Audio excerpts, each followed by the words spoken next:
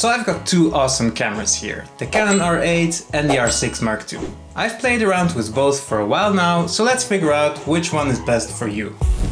First up, sensor. This one is really easy. Both cameras have the exact same 24 megapixel full frame sensor and Digi-X processor. So they perform identical in terms of resolution, image quality, low light capability and dynamic range. Long story short, this is an awesome sensor with top-notch image quality and excellent low light performance. Obviously, it's a draw.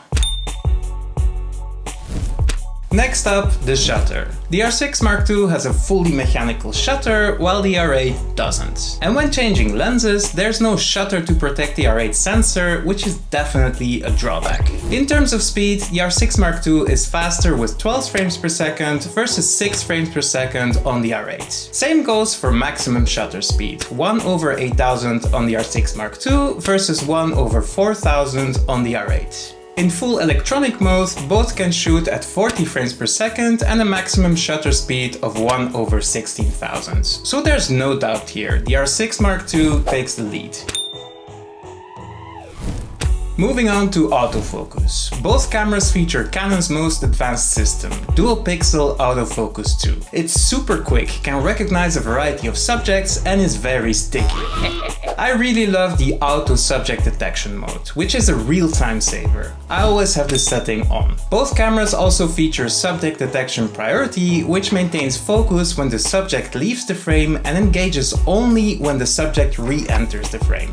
Once again, it's a draw. Let's take a look at the EVF now. It's quite easy. The viewfinder on the R6 Mark II has a higher resolution and a larger magnification. It's just better and you can definitely see the difference. Point for the R6 Mark II. Up next, video. Both cameras are just awesome for video. With stunning oversampled 4K footage up to 4K 60, 10-bit 422 with C-Log 3 and without a crop. They also do internal false colors, 180 frames per second slow motion in 1080p and focus breathing compensation. The only slight edge that the R6 Mark II has is the capability to record 6K ProRes RAW to an external recorder, but that's very niche. I'll call this one a draw. By the way, if you're enjoying this video so far, give me a thumbs up and don't forget to subscribe for more content like this. Right, let's talk about image stabilization. The R6 Mark II has IBIS and the R8 does not. Now sure, most Canon RF lenses have image stabilization, and there's that wobble thing with Canon's IBIS at wide angles. But in the end, I definitely prefer to have IBIS rather than not. Honestly, I have missed IBIS on the R8 on several occasions, like for handheld video or when using slower shutter speeds for longer exposures. So definitely a plus for the R6 Mark II. Next up, battery life. Bigger is better. The small batteries in the R8 are simply no match for the ones in the R6 Mark II. I can squeeze much longer battery life out of my R6 Mark II than my R8. It's probably more than double. You really notice the difference when recording video. And also, you can connect the official battery grip to the R6 Mark II for extended power. So it's the clear winner here.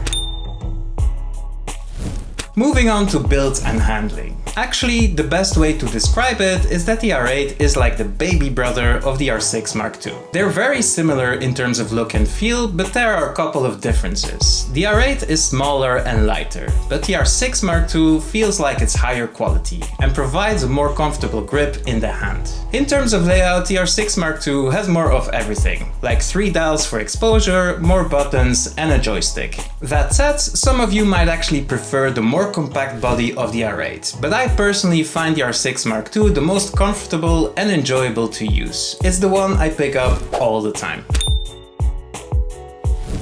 Now let's talk about overheating. The R8 with its compact body is more likely to overheat than the R6 Mark II, especially when shooting video. That temperature meter pops up much quicker on the R8, and in the end it's just physics, so advantage R6 Mark II again. Which brings us to storage. Again, it's quite simple. It's just math. The R6 Mark II has 2 SD card slots and the R8 only has 1. If you do professional work, or you're the always backup everything kind of person, you want those double SD card slots. Now, I never had a card fail on me, but you never know. Better safe than sorry. Big advantage for the R6 Mark II. Finally, price. The R8 comes in at $14.99 and the R6 Mark II at $24.99. You can definitely find good deals out there, but that's still a significant premium, so this one definitely goes to the R8. So there you go, those are the main differences between the Canon R8 and the R6 Mark II. While the bigger brother is clearly superior, that doesn't necessarily mean it's the right one for you. Here's my recommendation. If you're looking for a camera for professional work, the R6 Mark II is the one. It has all the bells and whistles like IBIS, dual SD card slots, a better build with more controls, a much longer battery life and less chances at overheating. It's an amazing camera that I've been using for professional work since it was released, and I absolutely love it. I highly recommend it. On the other hand, the R8 inherits a lot of the same features, like the stunning image quality, low light performance, autofocus and video specs. It does lack a few desirable things, but it's also significantly less expensive. If you can live with the trade-offs, the R8 is an excellent fun, compact little full-frame camera, perfect for general photos and videos. It's also an excellent choice as a secondary body, especially when paired with the R6 Mark II. Let me know in the comments what you think about it. Don't forget to like and subscribe, and I'll see you in the next one.